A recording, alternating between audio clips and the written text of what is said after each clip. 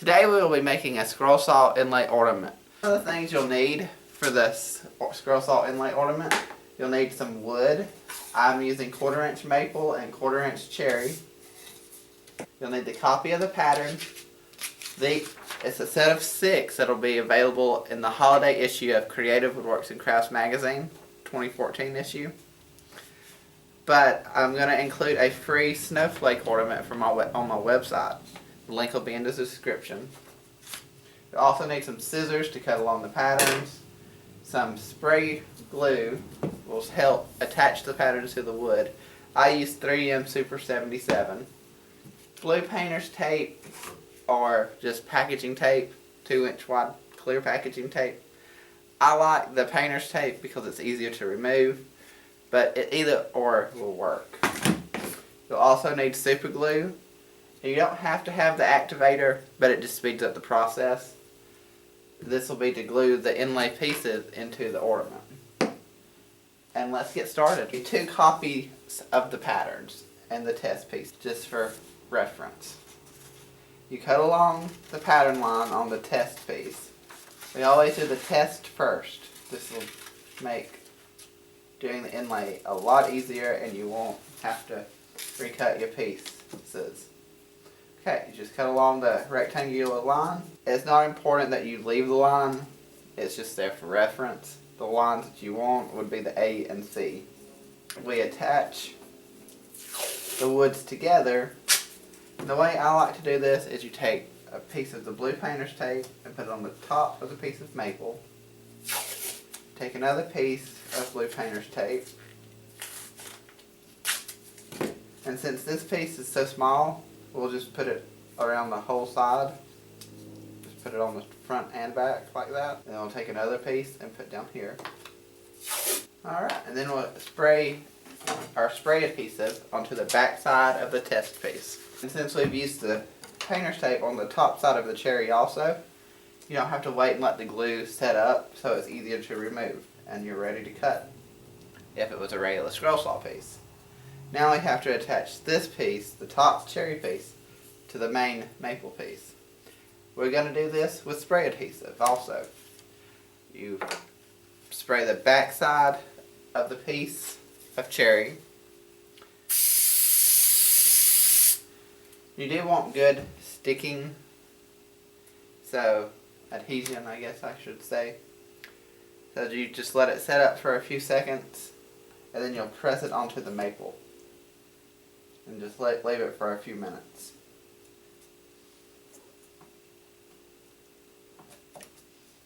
Okay, after this sets up, we're ready to drill. And to do that, you will want to choose a spot on the pattern that is very inconspicuous. As you can see, the holes will just be hard to spot. You need to drill the inside hole also on the A, and then one on the for the outside cut. You'll need a very small drill bit. You don't want the entry hole to be noticeable. I'll be using a number 2-0 scroll saw blade, and it's a small blade. It's 0.026 inches wide, so you need a very small drill bit to make the entry hole less obvious.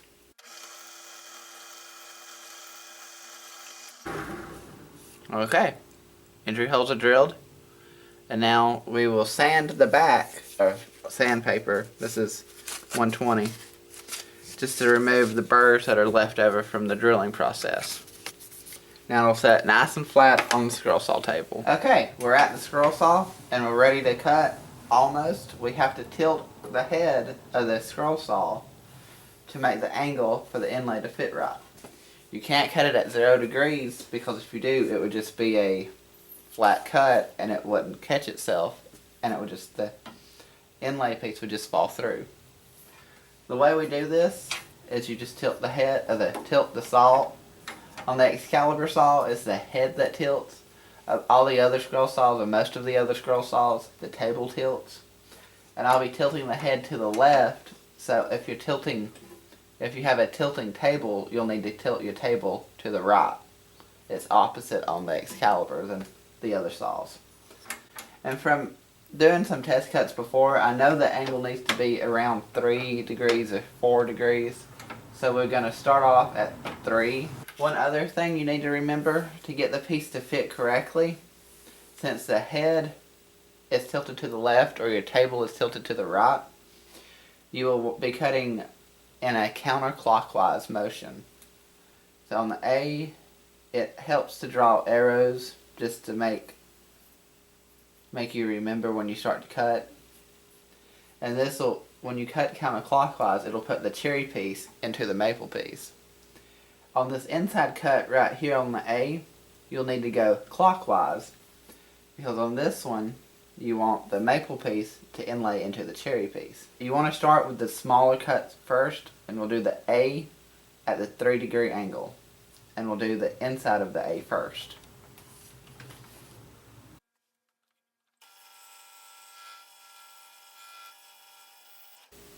Okay, it's really loose. Do the angle a little bit more to get the piece to have a tighter fit.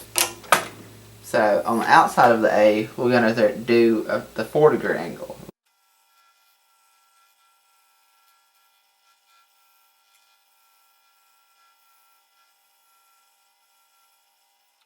If you take it really slow once you start to get back near the end of the cut where you began, you won't have any problems with the piece trying to pop out and you lose it. Like the inside of the A would be really easy to lose. I think that's pretty good. It sticks out just a little bit. And now we'll go apply the pattern to the real pattern to the piece. This is the same almost for the real ornament pieces as it is for the test piece.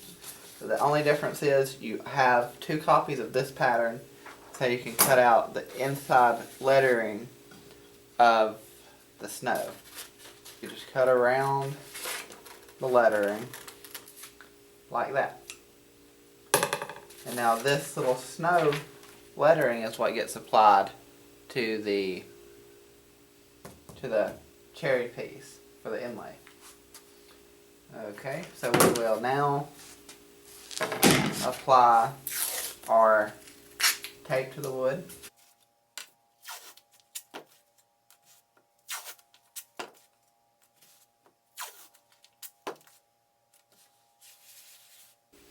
And then we'll get our cherry piece and apply the tape to that.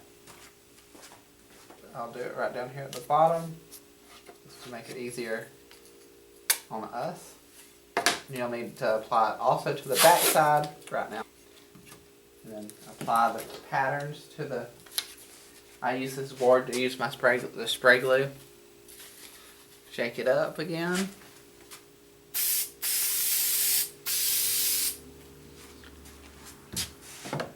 Okay. Then we apply the patterns. Snowflake, the main body goes onto the maple. And the little lettering goes onto the cherry.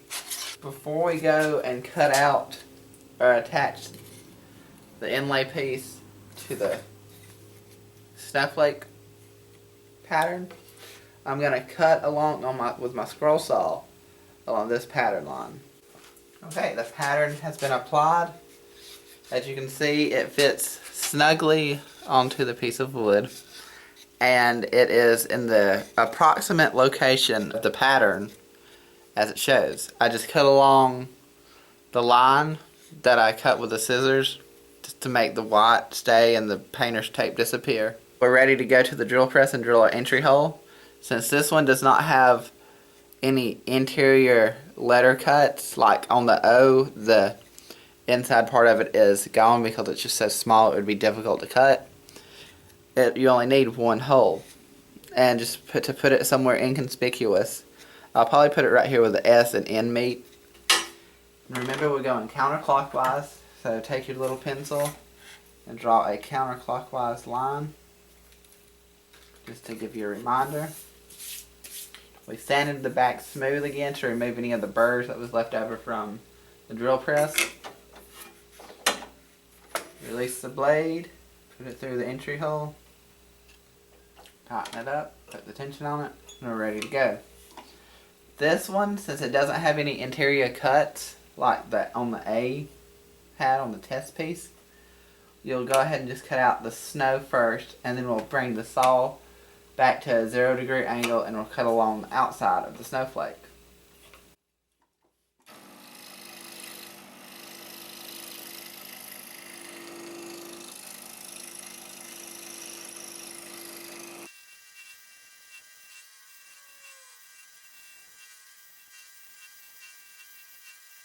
That if you do go off the line, don't panic and go right back on the line.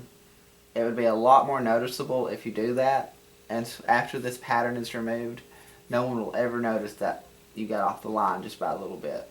Also, another thing to keep into consideration is that on the inlay, since you're cutting both pieces at the same time and the top piece has to fit into the bottom piece, or vice versa, you can't go back and correct your mistake to go back to the line. If you do that, you'll widen the kerf and you'll have a huge gap on the inlay piece and you'll have to start all over.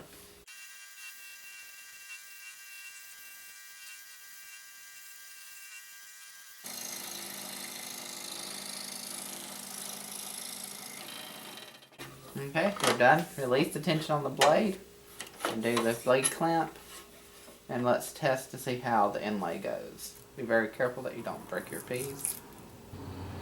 Remove the pattern or the tape on the bottom side, the pattern on the top side,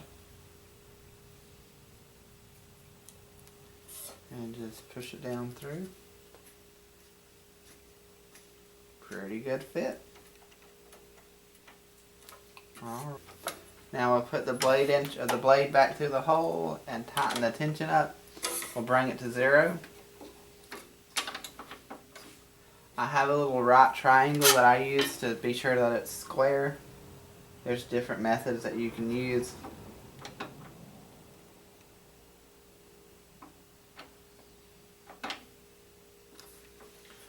Another way to do this is to go and get a piece of pretty thick wood that's an 1.5 inch wide piece, and cut a little line in it with the blade. Turn it around, and if everything lines up, you square. Okay, now we'll cut out the outside cut.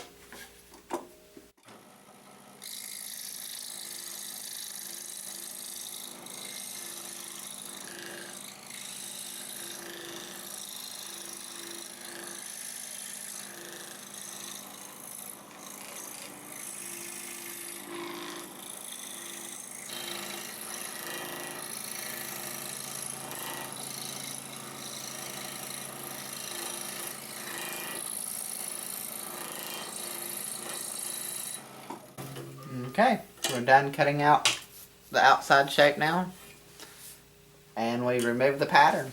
Just find the edge and pull up, and since we've used some of the painter's tape or the clear packaging tape, it makes removing the pattern so easy. Alright, now that the pattern is almost all removed, we can take out the inlay just by gently pressing on the other side to get it to come out.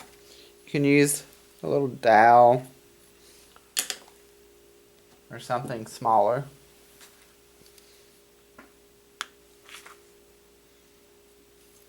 And you will apply some super glue to the edges. This is what will hold the inlay in place. You don't need much. And if this was something else, I wouldn't recommend using super glue on it. But with it being a Christmas ornament and an inlay at that, it's not going to move. And it's going to hold just fine.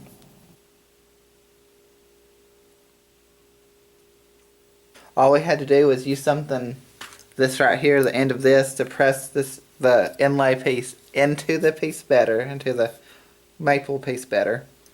And now it is sticking up just a bit, and we will use the belt sander to make it smooth.